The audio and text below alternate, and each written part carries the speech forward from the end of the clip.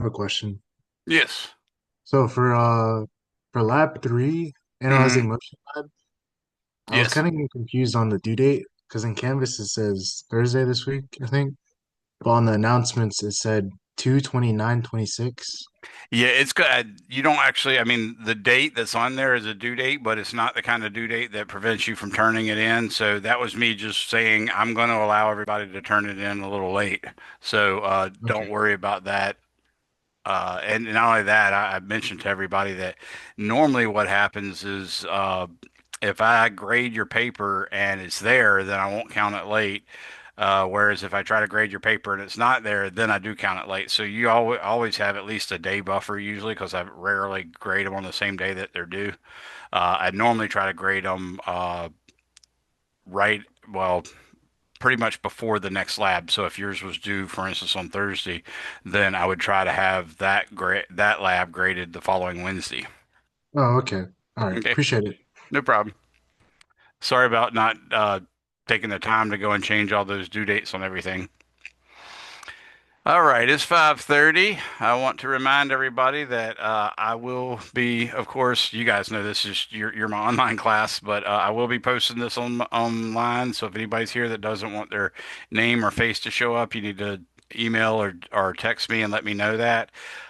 We are jumping into chapter three, but I want to open up the floor to any questions anyone might have. I did let everybody know that your lab that's on Thursday, because of the difficulty some people have had with regards to the software and being able to download it or being able to find other versions that you could use, you're welcome to take a couple more days. It's supposed to be due at midnight or 11:59 p.m. the 1 week after it's assigned, and I always assign them on Thursday, so it should be ostensibly 11:59 this coming Thursday. But because of those problems, I told everybody I would at least give you until Monday to do it. So you have a little bit more time than that. Okay. And as always, as I was just telling your other student, uh, when I go to grade them, if they're there, then I usually don't take off points. But if they're late, ostensibly I can take off points because that's what the syllabus allows and calls for. But I usually just don't do it if you got it in before I graded it. I would not use that to allow yourself to get more than a day late. But just keep that in mind. I'm not that much of an ogre where I'm just going to try to take off points every chance I get. So anyways, keep that in mind.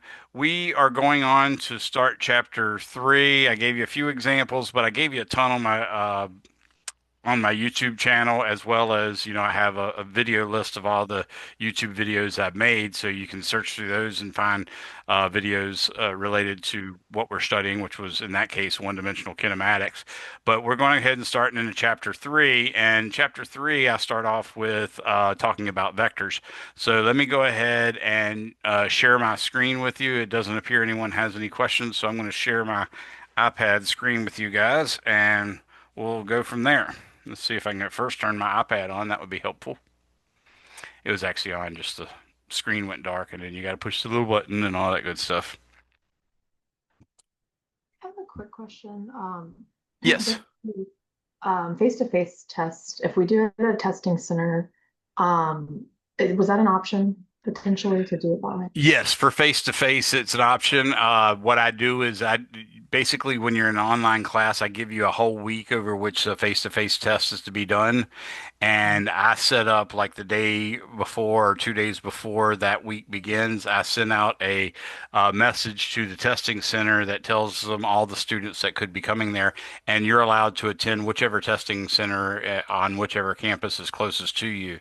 So, Right. even though you're taking this class through the Virginia Beach campus, you could go to the Chesapeake or the Norfolk or the Portsmouth campus. And Okay. it's And free then, there. That's the advantage. okay. With the tests themselves, will we either have access to the chapter practice tests again, or is there like a specific practice test for those by Yes. chance? Usually I have a different practice test for each test. So we've had a practice test for online test one. The face-to-face test should be coming up. I need to check my dates. I might have to put it out already. But there will be a practice test for that one as well. It'll be a Okay, whole separate awesome. one, and it disappears the day that the actual face-to-face test is due. Okay, thank you. No problem. I'm glad you reminded me of that. I got to check that date because I know that I think I have another online test before the first face-to-face test, but it might be the first face-to-face test and then a second online. So, anyways, we're going to start off because I've given you a little information already about what vectors are. For instance, I talked to you about modeling displacement in chapter 2 on an arrow that points from where you were to where you ended up. And by saying that, of course, that was all one dimensional. And I told you, well, a vector quantity in this case means positive if it points parallel to your positive x direction, and it's negative if it points in the negative x direction. So that was getting you a little bit started on it. Now I'm asking you, what is a vector? So I'm going to go ahead and give you that answer and explain it, and then we're going to use that idea of a displacement vector as the model of vectors, as the model of vector addition, and from that we can actually figure out a lot of stuff. So first off, what's a vector? I've taken the time to write this up, and then I can just sort of swipe through, so you don't have to wait for me to write until we get to the later parts. So a vector can be defined as a quantity that has a magnitude and direction, not unlike the bad guy in Despicable Me vector. A vector has other properties about how they change from one coordinate system to another, but that is not yet necessary to understand. It's just something that'll come up in the future, possibly with a Calc 3 type course, or usually after that if you take calculus on manifolds or tensor calculus or differential geometry or something along those lines.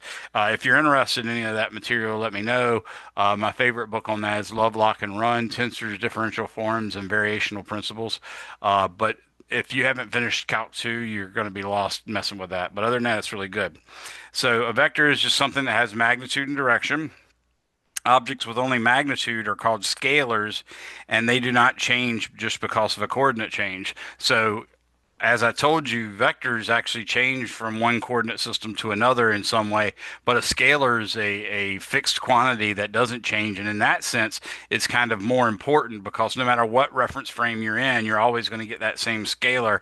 And there's, certain scalars that exist that are very relevant. For instance, the time interval or the proper time interval from special relativity, dot products, which are used to find magnitudes of vectors. So if you actually took a vector that's like x and y like this, and then you rotated it, obviously the length of that vector shouldn't change. Sure enough, the length of that vector is a dot product of, in some sense. So scalars don't change. That's one key thing. I want to tell you more about that too. Scalars are represented by Greek or Latin letters. To be honest with you, they're not just Greek and Latin. Sometimes we use Hebrew alphabet. Sometimes we use some of those weird Gothic Germanic looking stuff. We just don't have enough letters even between the Greek and the Latin alphabet. So we have to use the Hebrew alphabet and various other things. But either way, they are mostly Greek or Latin letters, and they include pure numbers like 1.0, 2.54, pi, square root of 2, dot, dot, dot, and denominate numbers. So that's one of those weird words that I happen to remember because I used to teach a really, really quote unquote low level mathematics at a college level. So one of the things they do is they make sure you know the proper names of things, which you might not have ever learned in grade school mathematics. Like, there's actually names for the parts of the subtraction. For instance, when you do 5 minus 7, there's a name for the 5, there's a name for the 7, and then there's a name for the 2 that it equals. It's the subtrahend and the quotient are the something like that. But that's what this is. A denominate numbers is a number that has a unit, just like you might think of a $5 bill and a $10 bill as different denominations, and that's what they're meaning is the units are different. In that case, it's the unit of $5 versus the unit of $10 versus the unit of $1. But denominate numbers like 1.0 degrees Celsius or 2.54 centimeters or pi meters per second or square root of 2 kilograms. I'm showing you, of course, that we can get irrational numbers to be real quantities as well. You know that, for instance, from circumference, which is pi d, and pi clearly is a irrational number, and whatever you multiply it by is going to be pretty much irrational, unless it's like 1 over pi or something weird like that. But anyways, that being said, Examples of scalars are speed, and that being the first one's very, very relevant because the scalar starts with S, as does speed. Mass, time, temperature, volume, those are all other examples of scalar quantities. Vectors are represented by Greek or Latin letters in bold print. So if you're actually talking about something you're typing up, you can usually just use a bold print letter instead of having to draw anything above it. So that's what your authors does in the textbook is he mostly uses bold print things for vectors and regular print things for scalars. But when you're handwriting, bold print doesn't work so well. So what we do when we're handwriting is we put some sort of arrow above the letter. So for instance, this is the one I use, just a single arrow with like half of the little arrowhead on it. Some people will use a single arrow with a whole arrowhead on it. A lot of mathematicians I see do this one. Some people put a whole head left and right, and some people put a half head left and right. I can tell you that you can also put a hat over it, but we're going to use that for a very specific quantity, so I don't want you to do that. I don't want you to use the hat because the hat is what we use for what we call unit vectors. Unit vectors are vectors that point, obviously since they're a vector, they have a direction, but they have a magnitude of exactly one, and that means 1 unit, not 1 meter, not 1 Newton, not 1 kilogram, or anything weird like that. Another example of these, of course, are examples of these vectors, I should say, are velocity, which again, I started off with that one because V for velocity also starts V for vector, so you keep that in mind. And then force is another one, and momentum is another one, P equals M times V. What you'll find out is some things in nature matter not just how big they are, but like what direction they're in. So, for instance, I used the example earlier that, if you had an elderly person or a small child leaned against a wall, perhaps, waiting for a movie or something like that, you could walk up and push them with a 25-pound force. In one case, it wouldn't cause any problems. Like if you pushed a 25-pound force, maybe not on their heart or something, but against them while they're leaned against the wall, it's not going to do a thing unless you push so hard that you crack a rib or something like that. But if I turn and instead of pushing straight perpendicular to the wall, I push parallel to the wall, then the person's liable to fall over. So because of that, it seemed natural to call forces vector quantities because it matters not only the magnitude, but also the direction that the force is acting. Momentum's a similar quantity, and so on. To understand how to work with vectors, it is helpful to think of a specific vector with which you are already familiar, an arrow that represents displacement. The displacement vector for any motion is an arrow that starts from the same point at which the motion started and that points to the final position that ended the motion. So whatever kind of motion you're talking about, someone went from point A to point B and they can do all sorts of loopy-loops and all this stuff. It doesn't matter. The arrow that points from the first point right here and then straight to the last point right here, that straight line with the arrowhead on the end, that is the displacement vector. So as an example, I said, imagine this is your house and you're starting off right in front of the front porch at point A. You walk from point A to point B. Maybe that's due east, for instance. That would be fine. That's okay. What we have now is a dashed line that represents what I call motion one, and therefore you might want to say, well, what is the displacement for motion one? And I'm going to call that vector D1. So if you look at it, if you look at it, it looks like this. So now you see that I've placed a red vector that starts at A and ends on B with the arrowhead at B, and I've called that vector D1. That is the displacement vector that represents motion one. I could go a little further and make it a little bit more complex. Imagine now at the end of my journey from A to B, I choose to hang a left and then start walking north. So you can see here from B to C is a dashed line. That's going to represent motion two, but I've already explained all that in words before, so I don't need to do all that again. So now what I can do is represent that motion two with a displacement vector D2. Notice the displacement vector for motion two starts at B and ends at C. Just like we did with D1, it started at A and ended at C. So That's a key point to understand. But now here's the big problem. What is the displacement of the entire motion? So remember, we have associated with the displacement a specific set of motions. It could be a single motion where you walked in a straight line from, one point to a really close by other point, or it might be you walked a really long distance on a straight line, or it might be you walked a really long distance in a zigzag pattern. Doesn't matter because the vector is always going to go from the first point to the last point. So if you consider D1 and D2 the total motion, then there would be a displacement for the total motion, and that would be the total displacement. So let me show you what that looks like. So the displacement from A to C, because that's really what the green arrow points from, A and to C, and we represent this as what we call the sum of the displacement vectors. In other words, if you go from A to B and then from B to C, then the sum of vector D1 plus D2 is the vector that points from A to C. Now, you can see from that there's probably a really good reason for it.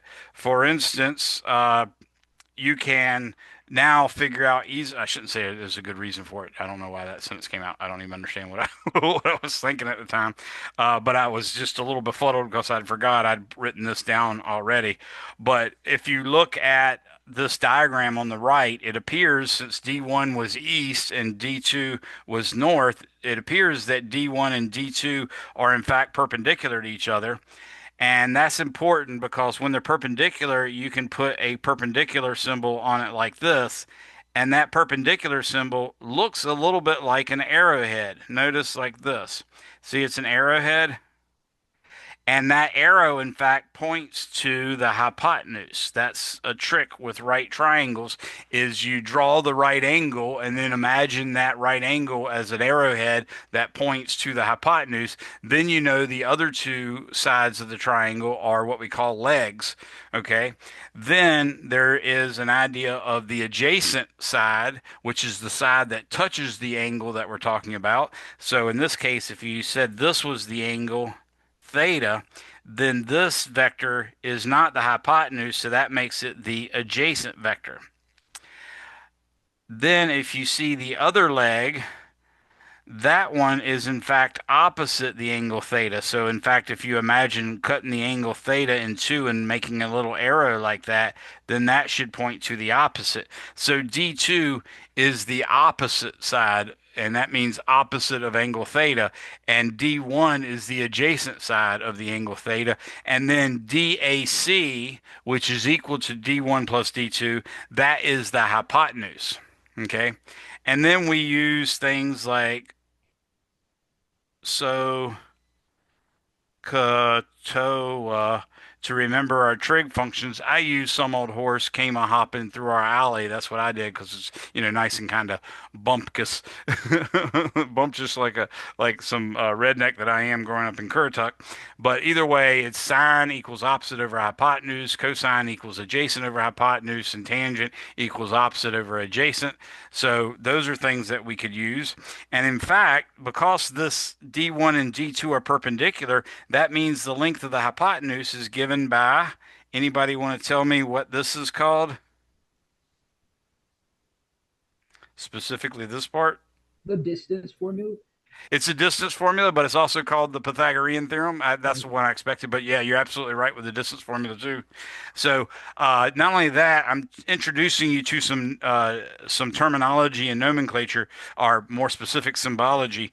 So a vector, for instance, the vector DAC is this little guy, and it's got the little arrow over it. That's what makes it a vector. If you want to write it that way, and then you want to specify specifically the magnitude, then you can just put absolute value bars on it, and everybody will understand, oh, he means the magnitude. A lot of math books don't like that. A lot of math books will put 2 bars on each side like that. And then some of them I've even seen do like that. All of those are acceptable, but the easiest one is what I have here, which is you just take the name that you had for the vector and you erase the arrow that makes it a vector, and then everybody understands, oh, that's just the magnitude of the vector. And for the record, I want everybody to hear this: vectors do not have negative magnitudes. Okay. The components can have a negative direction or a positive direction, but they're still, if you call them a vector, the vector component has positive magnitudes. Okay, so keep that in mind. Now, as I said, some old horse came a hopping through our alley, or so Katoa. Some old horse, sine equals opposite over hypotenuse, would tell us that sine of theta is equal to d2 over hypotenuse, which is DAC. Cosine of theta, which is adjacent over hypotenuse, would equal d1 over hypotenuse, or DAC. And then, of course, tangent theta is opposite over adjacent, and you see that right here.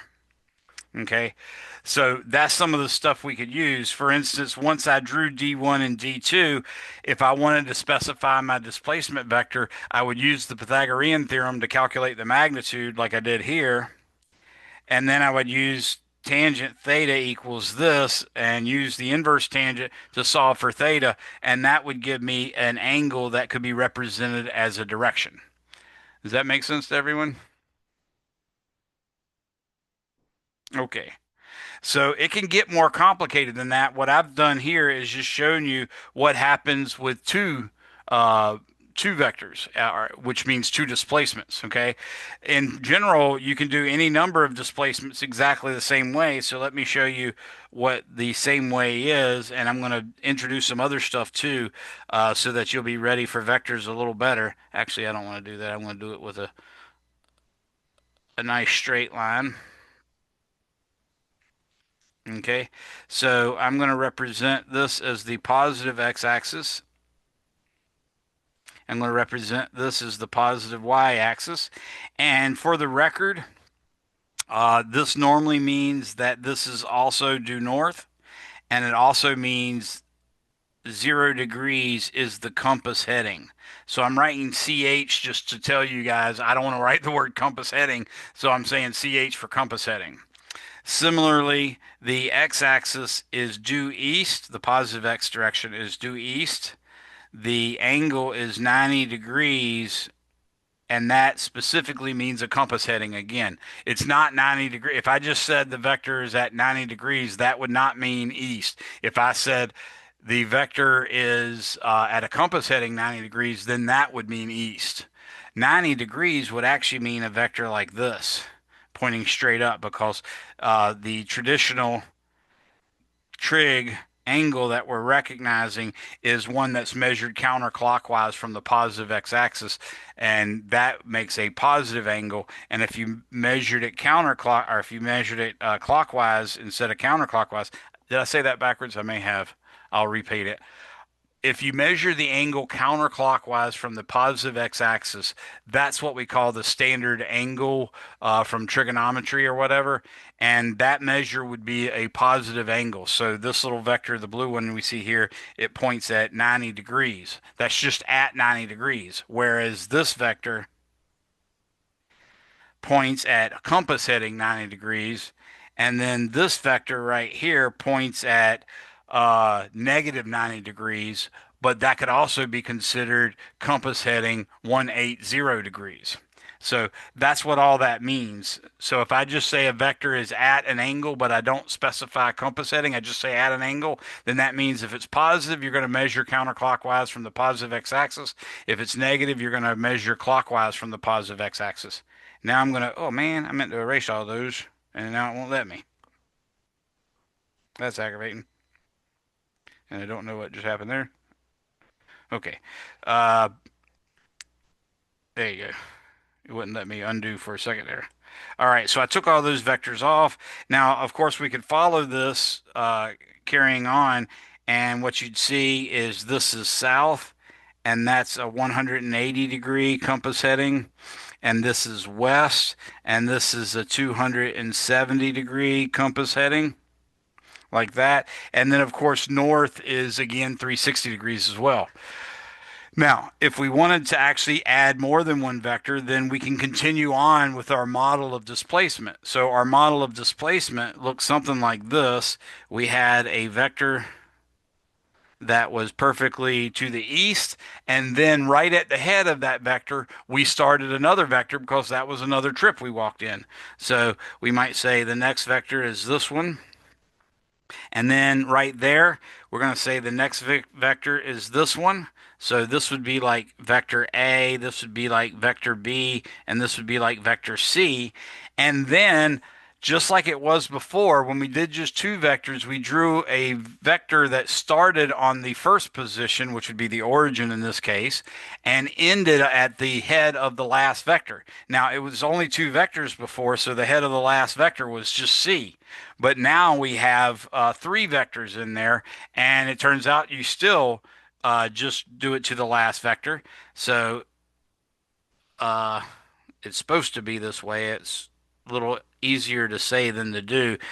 This vector would be called the resultant R1, and I'm saying 1 because I'm going to add more stuff to it, but it means A plus B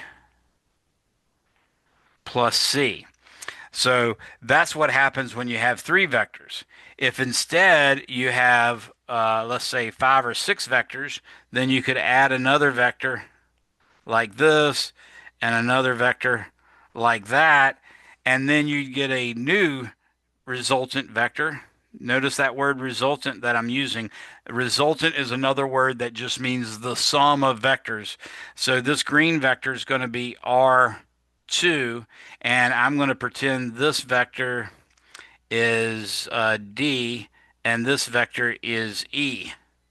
And notice I got to put my vector symbols over them. So R2 is actually equal to A plus B plus C plus D plus E. So that's the way you add vectors as if they're just a series of displacements. Now, we can make this a little bit more, put this on a more solid mathematical footing by doing some things, but right now I just wanted you to have some understanding of what it meant to add two or more vectors. Now, I need to go back a little bit and show you what happens if the vectors aren't set up like displacements. So these are set up like displacements where we took one displacement from, point A to B, specifically, let's say from this dot to this dot, and then from that dot to that dot, and then from that dot to that dot, and then from that dot to that dot, and then from that dot to that dot. When you're doing it one after the other, it makes perfect sense to just put the tail of the second vector or the next vector at the head of the last vector and just point it in the right direction. And that's all well and good, but sometimes they don't give them to you that way. Sometimes they give them to you where they're just all tail to tail to tail to tail to tail, where all the tails of vectors all point out from the origin, are all sitting at the origin, and the vectors point away from the origin. So let me first show you how to add two vectors in that are set up as tail to tail, or head to tail, excuse me. So what I'm going to do now is I'm going to draw another coordinate system.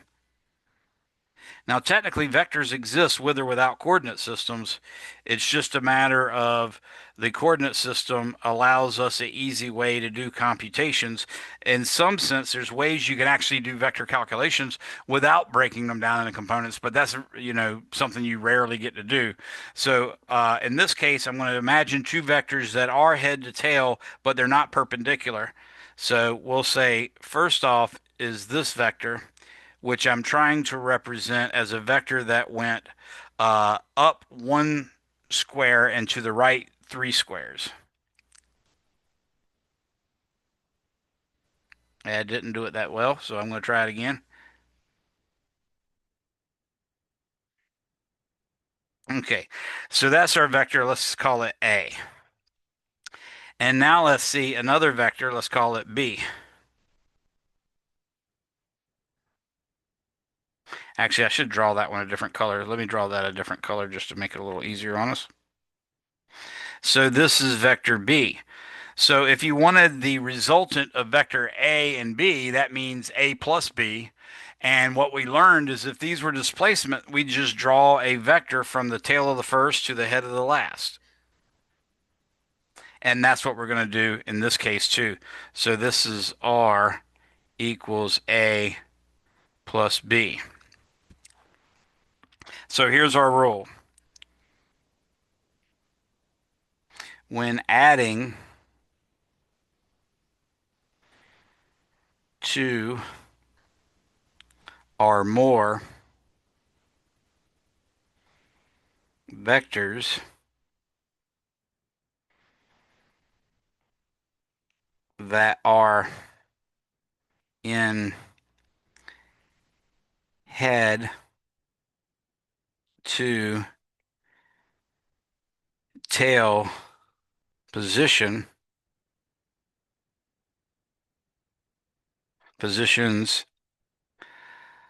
the resultant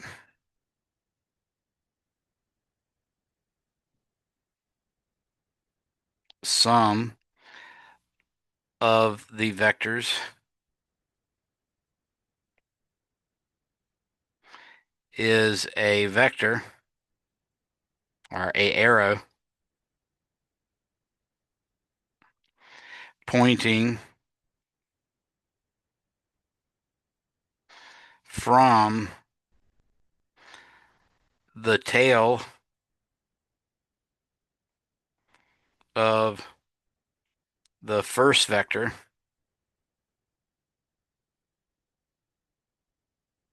to the head of the last vector. Now, I want you to learn something. It turns out that vectors are commutative. So you can say A plus B, or you can say B plus A. They're actually going to be equal to each other, at least the vectors we're dealing with. So A plus B is equal to B plus C. Not only that, you can say, for instance, A plus B plus C, which means first take B and C and add them together and then add A to it. That turns out to be exactly the same thing as when you take A and B first, add them together, and just add C to it. So that's one of the rules of vector algebra. Another rule of vector algebra is that A plus B is equal to B plus A. So that shows they're commutative as well. And because of that, when I say words like the first vector and the last vector, it doesn't matter which one you consider which. If you just start drawing the first vector with its tail at the origin, and then at the head of the second of whatever you consider to be the second vector, if you put the tail of that vector at the head of the first, and then whatever vector you wanted to call the third vector, you put its tail at the head of the second, and so on and so forth. And then you just draw a vector from the tail of the first to the head of the last. And as long as the vectors are all in head to tail formation, then you will get the right resultant. Okay. What about if the vectors are tail to tail? That's a weird way of looking at it, but it also comes up. So I want to make sure you guys know what to do there. And be advised, there are, in fact, instances where I give an actual test question where it just has two arrows drawn on the test, and you're supposed to draw right on that part where the test is exactly what the sum of those two vectors look like, or exactly what the difference of those two vectors look like A minus B, or I'll say B minus A, and you have to know which one's which and what the direction is. So these skills that I'm giving you, these aren't something you can just ignore because you just want to know how to do the math. No, you got to do all of this, so be prepared. Now I'm going to take two vectors and in this case, I'm going to do another vector that goes up 1 and over 3. Actually, I didn't want that in black, so let me do a blue one. So I'm going to go up 1 while it goes over 3 like that. Now that is my first vector, and I'll call that A. Now I'm also going to draw another vector that is tail to tail with this one. And this one I want to go over 1 to the left, and I want to go up 3.5 to the right because that's what the B was before. So I'm going to go up 1, over 1, but up 3.5. So that puts me right about there. And that's my vector B. So That is two vectors that are tail to tail. Now, you can't really add vectors tail to tail except two at a time. So if you had multiple vectors up there instead of just A and B, you had A, B, C, D, E, all those vectors I drew before. What you do is take first A and B if you wanted. You could also take first A and C if you wanted, or A and E if you wanted, or D and C. It doesn't matter. You just take two of them and you do this process to find the resultant of those two. Then you take another one that you haven't already added and find the resultant between it and the last resultant. And then you take another vector that you haven't added yet and add it to the last resultant, so on and so forth. And then when you're done hitting all the vectors, you're then done with addition. Now, since I told you vectors have magnitude and direction, it should seem somewhat apparent to you that as long as you don't change the magnitude or direction of a vector, then you can move it around. And that's exactly what I want you to do. I want you to imagine A as if it's got a little ring at its tail that B slides through so that you can actually imagine sliding A and B along. That was not a good image for me to put on the internet. You can imagine A and B sliding along one another like that. So if I did that, then all I have to do is do the same thing at the top. In other words, I'm imagining sliding this vector. Oops, let me write it in blue. So I'm imagining sliding this vector, sliding this vector, sliding this vector, and then finally I slide it till it becomes right here.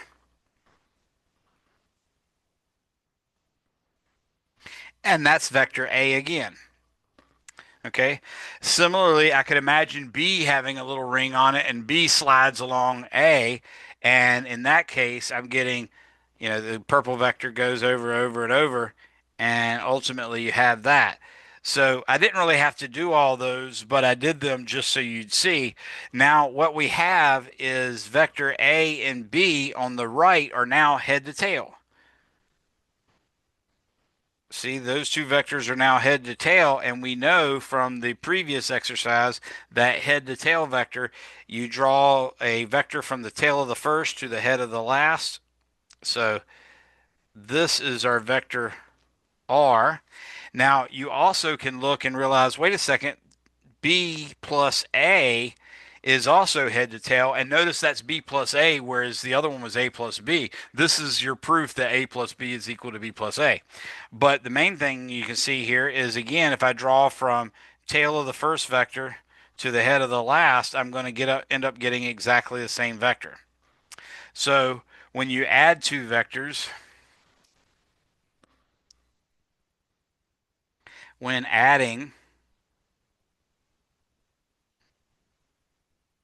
two vectors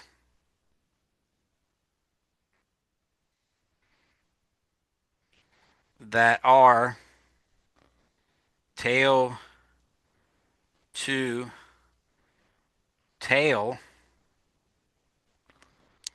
you slide the vector, and I'll put in parentheses an S because you can technically slide both vectors like I did there, or you can just slide one and that would be fine. But the main thing is you slide the vector or vectors to form a parallelogram,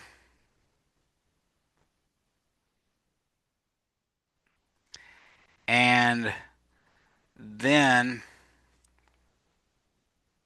the sum of the vectors points from the common tail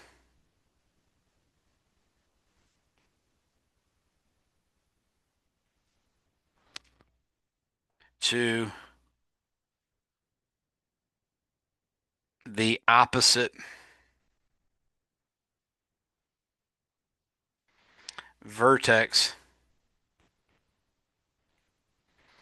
of the parallelogram.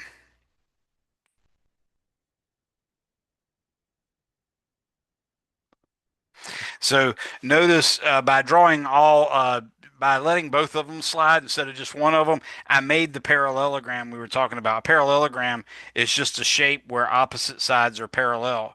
And these have to be, or else I would have screwed up the vectors if A is not parallel to A and if B is not parallel to B. But that's now formed a parallelogram. And notice the common tail is right here and the common head is here. That's the way you're going to draw your resultant is it goes from the common tail to the diametrically opposed vertex of the parallelogram. But even if you didn't draw the A vector, if you didn't slide it to the top, you only slid the B vector to the right, you could still sort of feel that the rest of the parallelogram would be completed by this. Or if you just did these two vectors, you could feel that the rest of the parallelogram was that, and you'd always know to do it that way. Anybody have any questions on how to add vectors that are tail to tail or head to head or head to tail? Not head to head. I didn't cover that. So So what would that look like sorry. go ahead. What What would would that that what? look like in a like in an equation like A plus B? We're going to get to that part. It's pretty straightforward on doing it, but in order to do it, we're going to have to introduce components and stuff like that. But I first need you to understand graphically how to do it. And for instance, if you guys are actually in engineering, y'all might be fortunate enough to be taking AutoCAD or something like that. So if you have access to AutoCAD or some kind of program like that, you can use these techniques that I'm telling you to draw very precise vectors or arrows in AutoCAD, and you can make them point in a very specific direction down to 50 decimal places and have a very specific magnitude, and you can put them head to head or head to tail or tail to head, anything you want, and then you can follow the rules and get a resultant vector. And lo and behold, if you actually measure that resultant vector within AutoCAD, it'll be exactly right. So that's a good way for you to check yourself. And by the way, I will let you know AutoCAD, while you're a student, they'll give you up to 4 years of free use of AutoCAD. You just have to register for it. And they have Mac versions as well as PC versions. They probably even have a Linux version. So they probably got Windows, Mac OS, and Linux that you can download for free. And you're allowed to use for up to 4 years. So if this is your first year, that wouldn't be bad. I would prefer you to do it on your second year or later in case you need it for grad school. But that's on the order of $5,000 to $10,000 worth of software that you can use for free. All right, now that we have that, I'm going to go a little further in that I'm going to introduce the idea of subtraction. And the reason why I'm introducing subtraction is there's very specific rules. And like here, we found that when you had two vectors that are head to tail, it was really easy to find the sum. You just drew it from the tail of the first to the head of the last. But when you had them tail to tail, it was kind of a pain because you had to complete a parallelogram and then draw a diametrically opposed vector that goes from the common tail to the common head, blah, blah, blah. You're going to see that that role reverses when we're doing subtraction. But in doing subtraction, we're going to make an argument for exactly what multiplying a scalar is when you multiply a scalar by a vector. So, what about subtraction?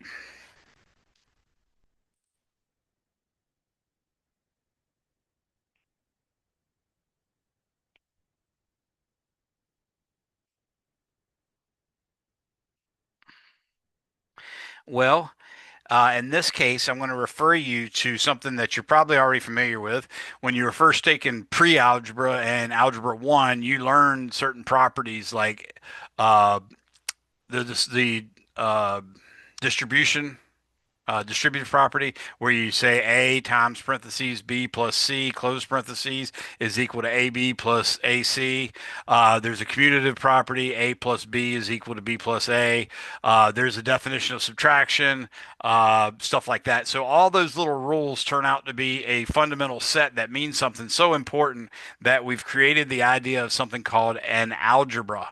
So there are actually multiple algebras. There's not a algebra, there's algebras, and you'll learn about that more like at grad school level. But the important thing is, because of that, those same rules that you learned in pre-algebra and algebra are applicable to vector algebra because that's another type of algebra. So I'm going to start off with that by letting you guys know that the vector A minus b follows the exact same rule that it did in algebra without the vectors. Specifically, this was defined to be, that's what I write 3 equal bars for. That means defined. This is defined to be a plus the opposite of B. And that's the way they introduced it in pre-algebra. They said the opposite of B, or they might have said the additive inverse. And that's the version I like, is the additive inverse, because that means when you add it, it's going to turn the original vector. For instance, if the vector was B and the additive inverse is negative B, when you add those two, you get 0. Just like the multiplicative inverse of 4 is 1 over 4. But in that case, when you multiply a number and its multiplicative inverse, you get 1. The additive inverse, when you add it to the regular vector, gives you 0.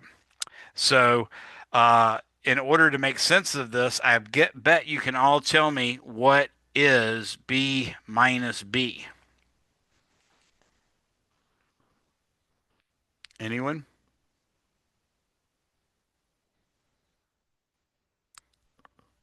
Zero. It should be 0, and it's technically called the 0 vector. I'll write it like the rule says, which is b plus the opposite of b, and that is equal to 0. So with that in mind, you have to realize, one, that, oh, the opposite of b they wrote as negative b. And you know from algebra that meant literally multiplying -1 times b. So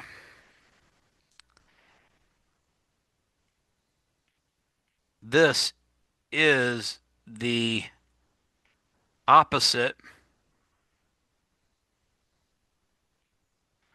of b, or the additive inverse of b. Okay? Because of that, we know negative b, or I should say, also negative b is -1 times b. And from that, you know, it seems reasonable that if I drew a vector, so let's draw a little coordinate system again, just to be consistent. Let's say this is my x-axis, this is my y-axis, and this is my vector b. And if I wanted to add a vector to that, that would give me the 0 vector. Then I need a vector that adds to this, and following the head to tail rule, I would actually end up back at the origin. So if I put another vector at the tail of that vector at the head of this one, then I just want its head to be right at the origin, and that means that this green vector must be -b. How do you think the magnitude of b and -b compare?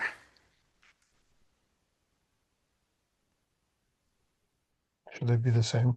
Exactly. So what we've learned, since that -b, or that opposite of b, is -1 times b, what we've learned is that evidently if you multiply by 1, you don't change the magnitude at all. That makes sense because 1 doesn't change the size of numbers. But it also tells us something else. The multiplying by -1 actually gave us the vector that canceled out the b. So it was a vector that not only had the same magnitude, but had the opposite direction. So direction of -b is 180 degrees from direction of b. Okay. So we've also learned that when we multiply by a negative, we must be evidently required to flip the vector 180 degrees. To be honest with you, multiplying by a number for instance, a number with a magnitude of 1, that shouldn't change the length. That seems perfectly reasonable. But if I multiplied it by a negative and it's got to change the direction, then there's really only one reasonable choice or two reasonable choices you could have. You could multiply it by a negative 1 and get exactly the same vector, which we just saw didn't work because then the additive inverses wouldn't give you 0. Or the other choice would be it could be 180 degrees, and then that would make the additive inverse work. But a third choice would be some angle other than 180. And there's no real reason to make sense of any other angle other than 0 or 180. You can barely make sense of 180, but we had to just by knowing that A minus B is equal to A plus the opposite of B. We had to reach the conclusion that multiplication by a negative changed it to 180 degrees. So we now have a rule that evidently multiplying by 1 doesn't change the magnitude. And then we have another rule that multiplying by a negative number changes the direction by 180 degrees. Now, it probably seems somewhat reasonable, I would think, to you guys, that if I multiplied it by positive 2, what do you think the magnitude of the new vector would be?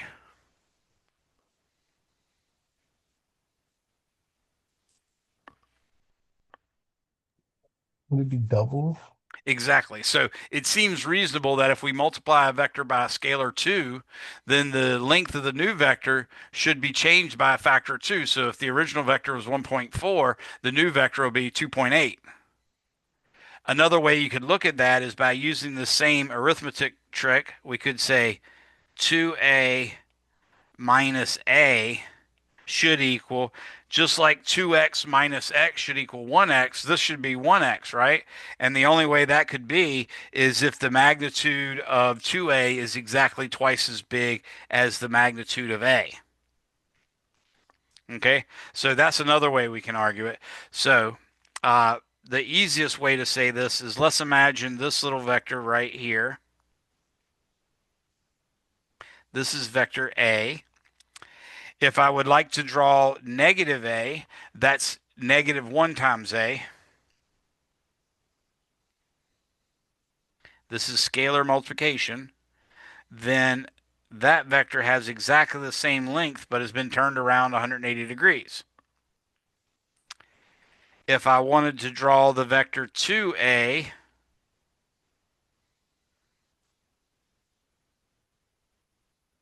then that would be that vector. Notice it's twice as long as the other one. If I wanted to multiply the vector by 1/2, then this would be 1/2 a. And of course, negative 1/2 a would be that. Okay? So the rule, I'm not going to write these down, but the rule is if you multiply by a positive, you're only changing the magnitude. If the positive scalar is 1, you're not changing the magnitude. Okay? If you multiply by a negative scalar, you're not changing. If the scalar is 1, negative 1 in this case, you're not changing the magnitude. Okay? So otherwise, if you multiply by a scalar, you change the magnitude by the scalar. And if you multiply by a negative scalar, you're going to flip the direction. And it's going to act the same way as far as the rest of the multiplication goes. That means if you multiply by a number bigger than 1, you're going to make the vector longer. If you multiply by a number smaller than 1, you're going to make it shorter. If you multiply by a negative number bigger than 1, you're going to make it bigger, but backwards. And if you multiply by a number smaller than 1 but negative, then you're going to make it smaller and point the opposite direction. Okay, so that's the key to understanding a scalar multiplied by a vector. Okay, so now that we have all that, we've now just using our idea of the displacement vector, we figured out what addition of vectors are when they're head to tail as well as when they're tail to tail. And we figured out what scalar multiplication is. And we're started on subtracting vectors. So let me show you an example of subtracting vectors. And we can work on that. So I'm going to first off start with a coordinate system. And let's say our vector in this case is going to go up 2 while it goes over to the right 5. And then I'm going to take the other vector. Let's call this first one A. I got to take it off of this special drawing because it tries to reinterpret my letters. Okay, now I'm going to draw vector B, and this one's going to go up 3 and over to the left 2. So up 3 and over to the left 2 means it's going to come out right about here. Like that. And that's going to be vector B. What I would like to know is A minus B is question mark. Okay. Now, what we know is that A minus B is defined to be A plus the opposite of B. And what we learned about the opposite of B is it's the same as multiplying B by -1. And what we learned about multiplying by a negative number means we flip the vector around, and multiplying by the number 1 means you don't mess with the size. So if the magnitude of the scalar is 1, you're not going to change the size at all.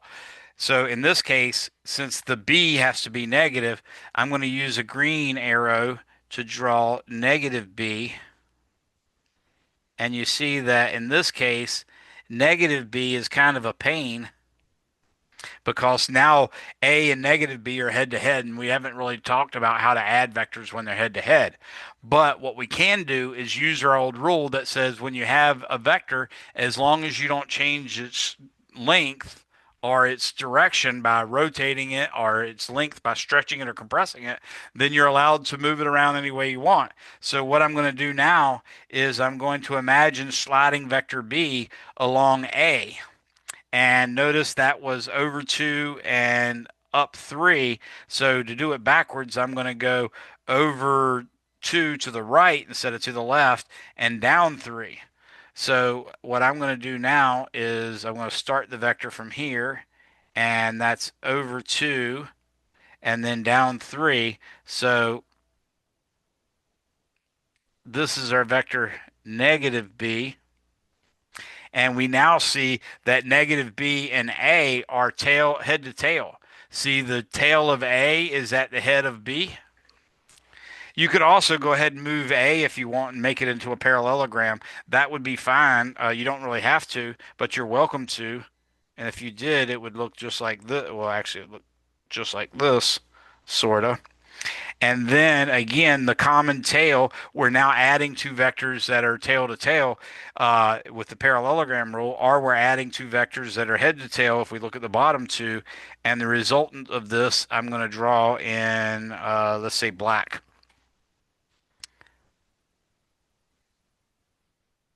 So this is the vector A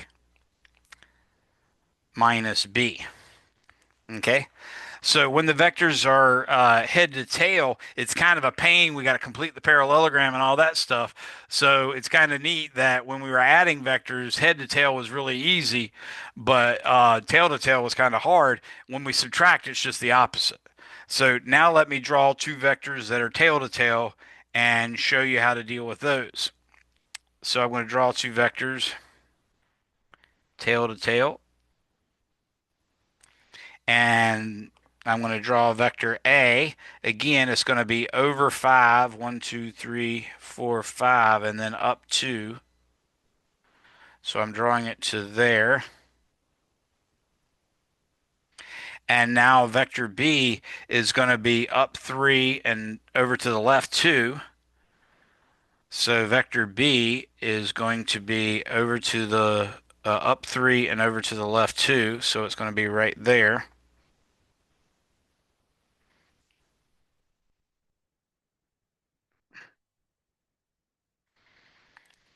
So this is vector B, and this is vector A, and I still want to know A minus B.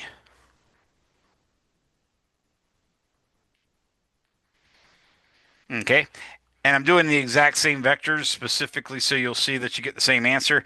It would be good practice for you to try to figure out what the direction of B minus A is. I bet you can guess it, but here's the main thing. So the rule says A minus B is equal to A plus the opposite of B. So what I need to do is take B and write it in the opposite direction. So you see that when I did that, now I have the two vectors that were hit tail to tail are now head to tail, and I don't need to complete the parallelogram or anything. I can just draw the result as starting here and ending there. That did not go as well as I'd like it.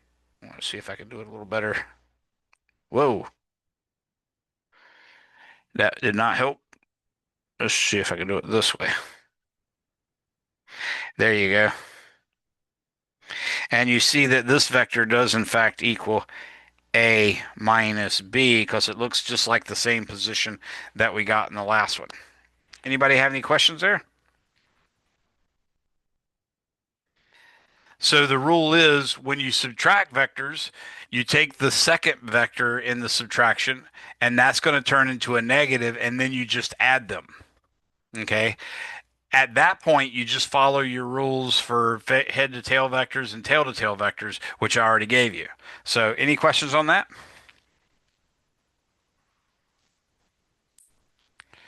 All right. So let's try to add four specific vectors, and I'm going to choose vectors that are in all the different coordinates because I want to have some way of explaining them, but I might need some trig functions from you guys to help me compute it. So what I'm going to do is I'm going to draw a coordinate system for the beginning part, and this looks roughly like the middle.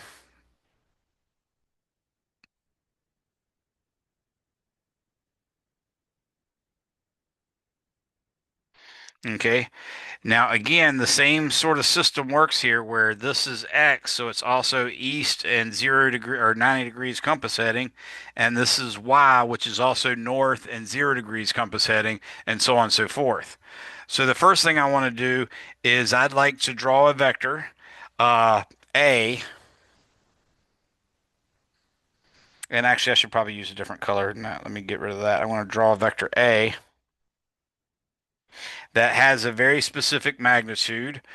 I'm going to take 5 squared plus 2 squared. That gives me 29. I'm going to take the square root of that. That gives me 5.39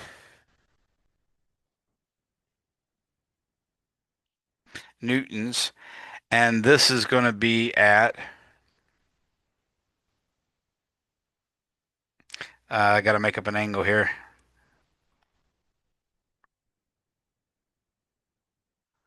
This is going to be 21.80 degrees. Now notice I just said at. So that means we're measuring the standard angle like you did in trig. And specifically, this vector is going to go over 5, 1, 2, 3, 4, 5, and then up 2. So it's going to be like this. And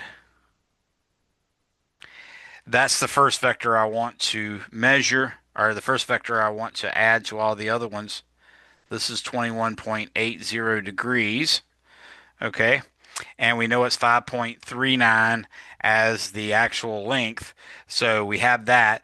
Now, to draw a second vector, we just make another coordinate system at the head of this coordinate system.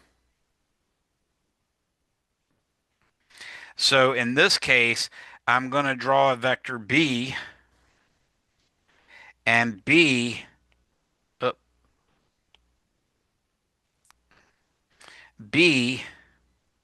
is going to go up 3 and over 2. So I've got to do 3 squared plus 2 squared equals 13. I got to raise that to the 1/2 power to get the square root. So that's 3.61. So B is going to be 3.61 newtons.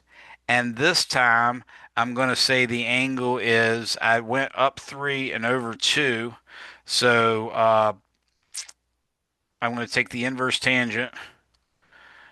Don't worry too much about the stuff I'm doing on the side. I'm trying to make it where I can do a successful addition of vectors graphically on an iPad without making a terrible mess. In this case, I'm going to take the inverse tangent of 2 divided by 3, and that gives me 33.70 degrees. Yeah, 33.70 degrees, and that's going to be 33.70 degrees, and that's going to be called west of north. So what that means is I go up 3 and over 2, and it should be the vector from here to here.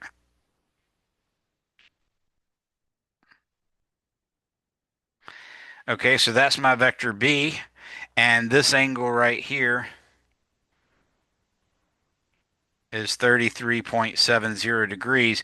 That's what it means to be west of north. It's to the west of straight up, which is north. We could also call that, if I did 90 minus 33.7, that would give me 56.3. I could call that 56.3 degrees north of west.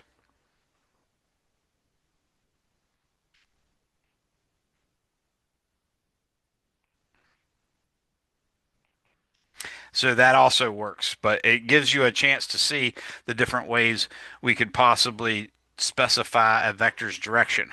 Now I've got to draw another coordinate system here.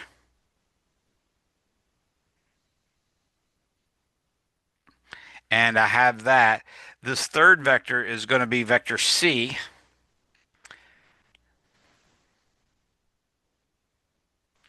Now this vector, I want to go up 1 and over 5. So I'm going to go up 1 and, oh, no, I'm going to go down 1 and over 5. So 1, 2, 3, 4, 5, and then down 1. I want it to go right here.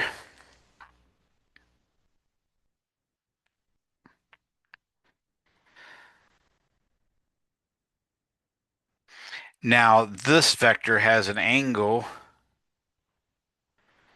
of, let's say, 11.31 degrees. That little angle right there is 11.31 degrees.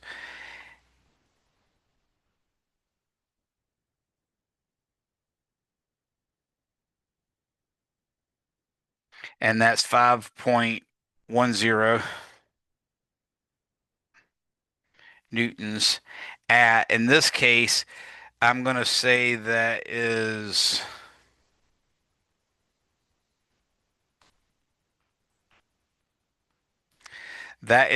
compass heading 264.9 at compass heading CH of 264.90 degrees. Actually, yeah, that's good. So that's what makes that 11 point whatever degrees I found. What did I find that angle to be? Uh, Shift tangent inverse 1 divided by 5. 11.31 degrees. Yeah.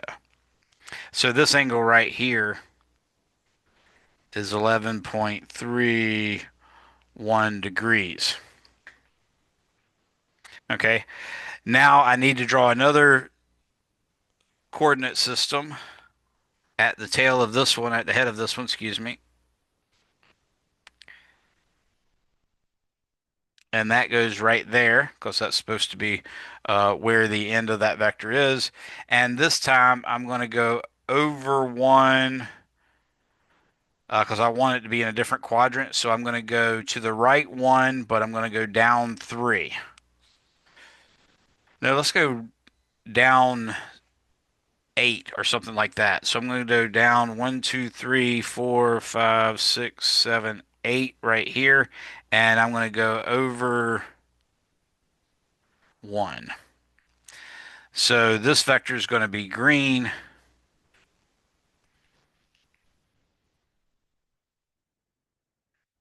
Well, that was not helpful. Still not helpful. Okay, it looks like I'm gonna have to just draw it and deal with it not coming out that great. Okay, so this is vector D, and this vector, of course, went down 1, 2, 3, 4, 5, 6, 7, 8, so that'd be 8 squared plus 1 squared. That's going to give me 65. I'm going to raise that to the 0.5 power, and that gives me 8.06. So this one has a magnitude of 8.06 newtons. And this one is going to be at an angle of, let's do inverse tangent of 1 divided by 8.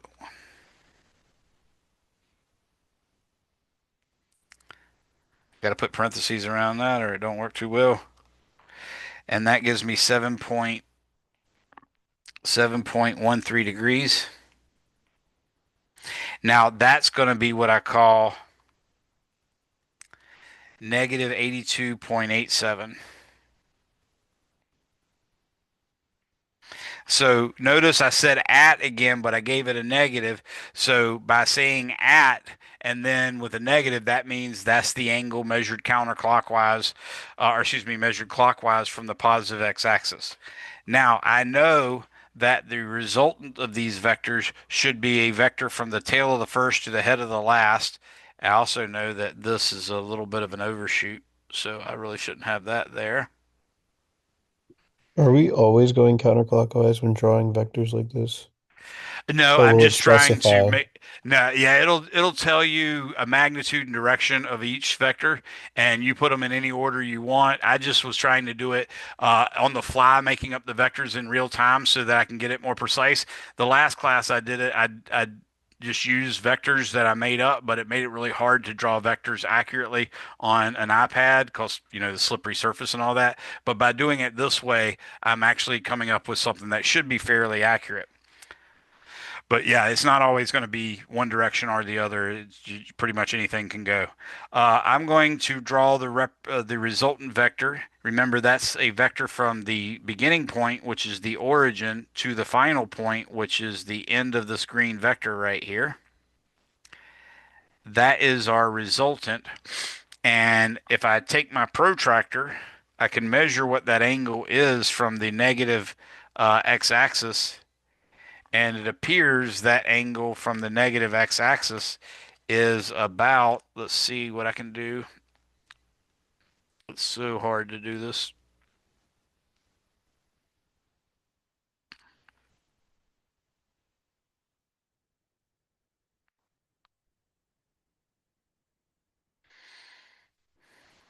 Man, it's so hard to do this. This angle appears to me to be 76.6 degrees. So I'm saying this angle is 76.6 degrees, and the magnitude of this is I can tell it goes down 1, 2, 3, 4, and it goes to the right 1. So the magnitude of that should be 4 squared plus 1 squared, which is 17. I take the square root of that, and that gives me 4.12. So I think the magnitude of this is 4.12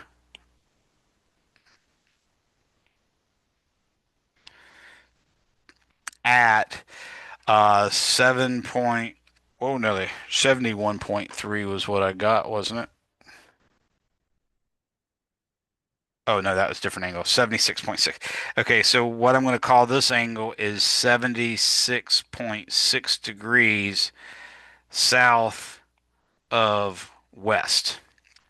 So that's the result that I actually expect. Now, in order to actually compute this, I just did this all by drawing. So you've learned a way to add vectors by drawing them. You just draw one at the origin, Whichever one you want to do first is fine.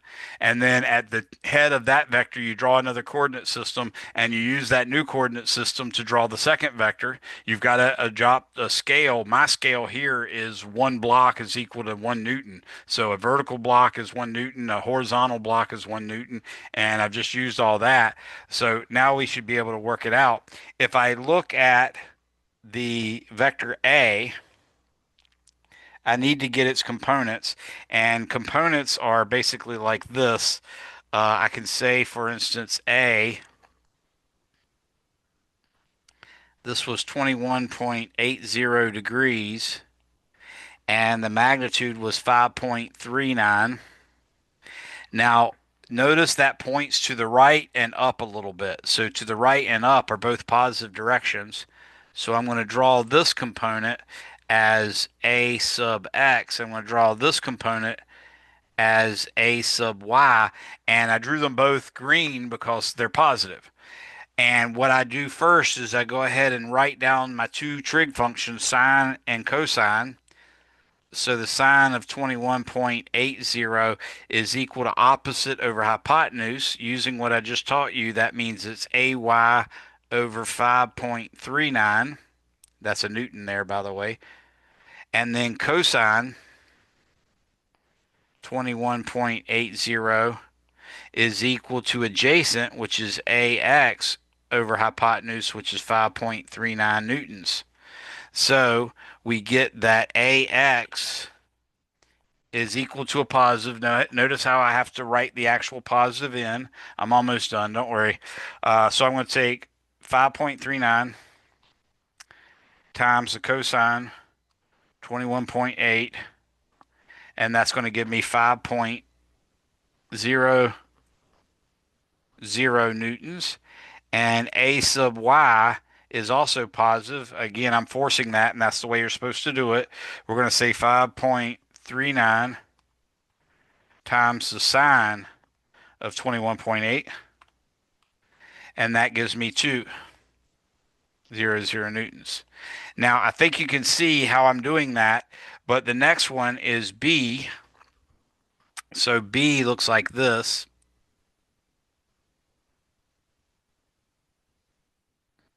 Just like A was over here. B is going to look like this. And what I know is this angle is 33.70 degrees. And I can see that the y component is positive. So I'm going to write it this way. That's B sub y. And the x component is actually negative, so I'm going to draw it red, and that's B sub x. And using that, I can say B sub x is negative, and you see that the B sub x is opposite the angle, so I'm going to use sine. You can go ahead and take the time to write sine and cosine like I did before, but I'm trying to do it a little quicker now.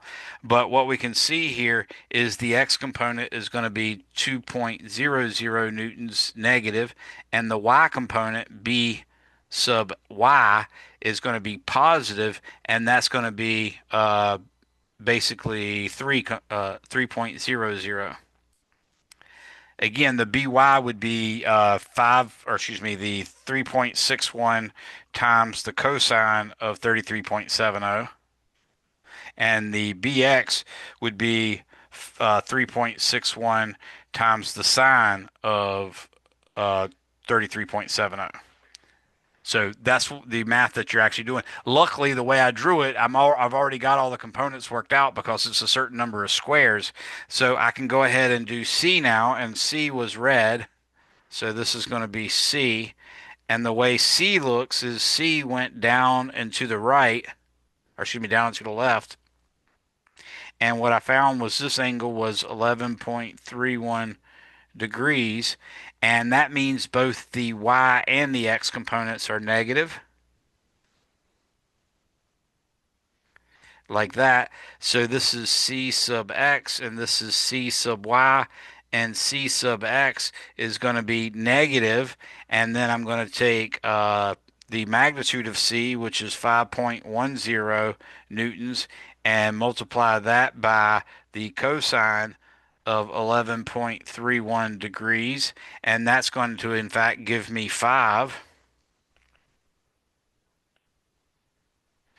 And then C sub y is also negative. That's going to be 5.10 newtons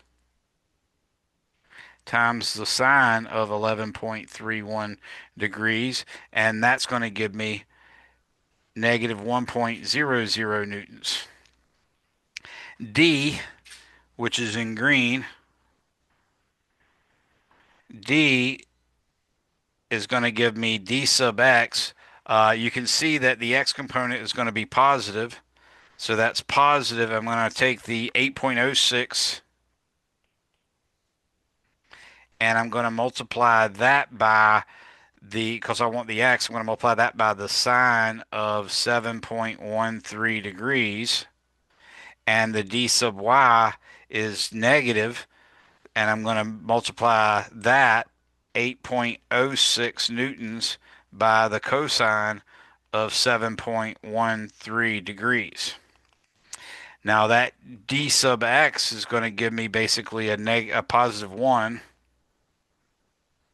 and the d sub y is going to give me a negative 8.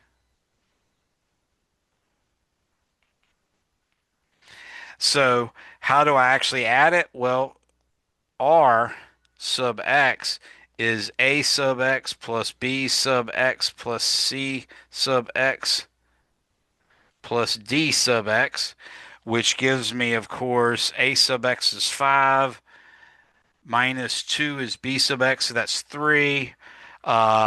Minus 5 is negative 2, and then plus 1 is negative 1. So this is negative 1.00 newtons, and r sub y is given the same way, except it's, a sub y plus b sub y plus c sub y plus d sub y. So in this case, I'm going to say a sub y was positive 2, b sub y was positive 3, so that gives me 5. C sub y is negative 1, so that brings me down to 4. And then d sub y is negative 8, so that brings me down to negative 4. So, neat new way we could write this is r is equal to negative 1.00 newtons. And you can just write this neat little vector. A vector that points in the positive x direction is called I hat. So I can just write that next to it.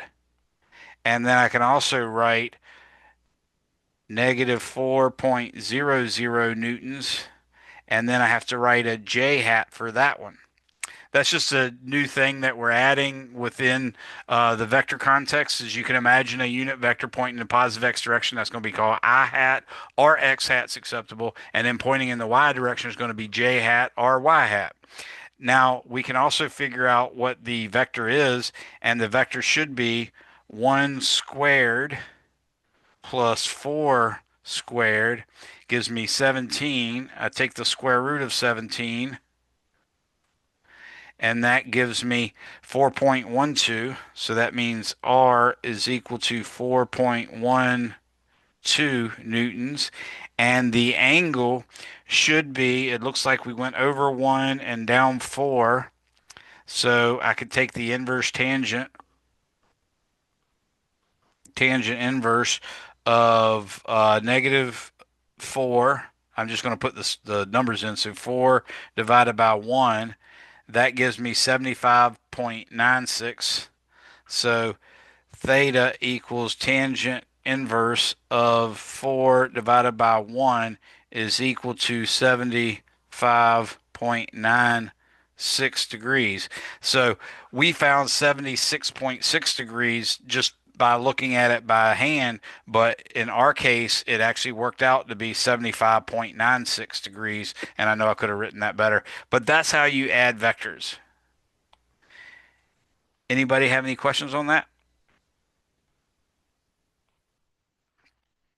Now, the vectors that we have you do, I'll either ask them to be returned in magnitude and direction form, which is what this 4.12 newtons and the specifying of the angle theta being 75.96. I would have to call that 75.96 west of, or excuse me, south of west, or I could add it to 180, in which case it'd be 155.96, and I could just say it's at 155.96. That would be acceptable as well. But that's it. You guys are free to go. I'll wait for the last person to leave in case you have any questions, but thank you for coming, and I will see you guys again later.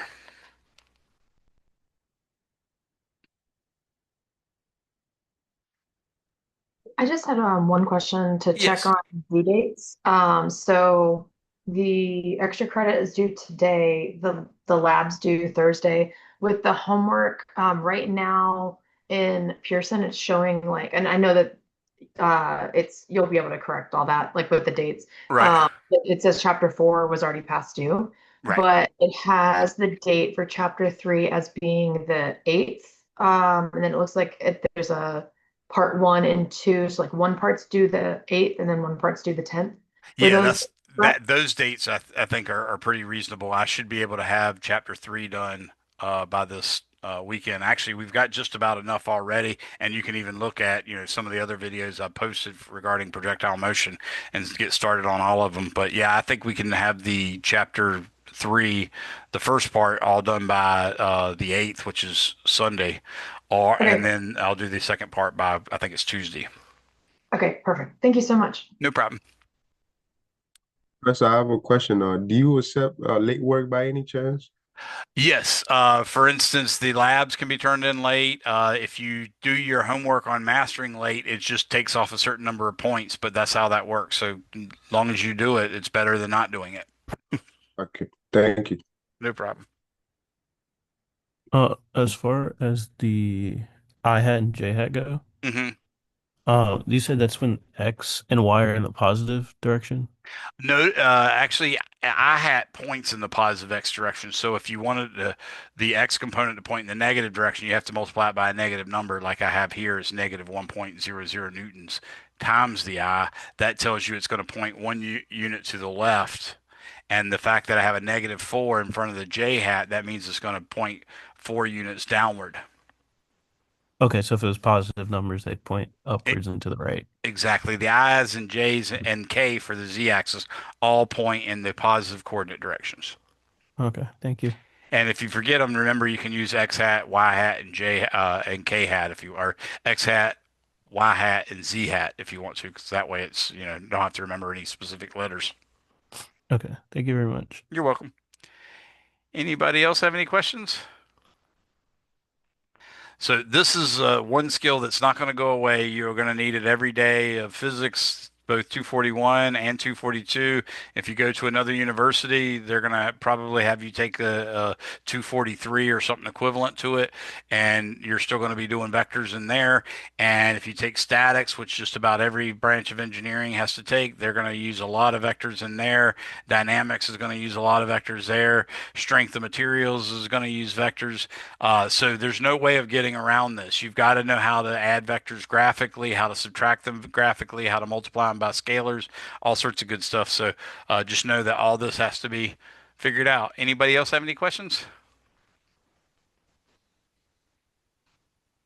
All right. If you didn't chat me your name, make sure you do before you go. But other than that, you're of course free to go, everybody.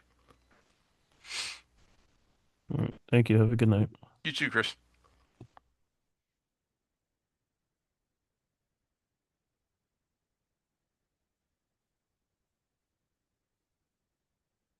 Thank you, Julianne. Appreciate it. All right. That looks like it. Stop sharing.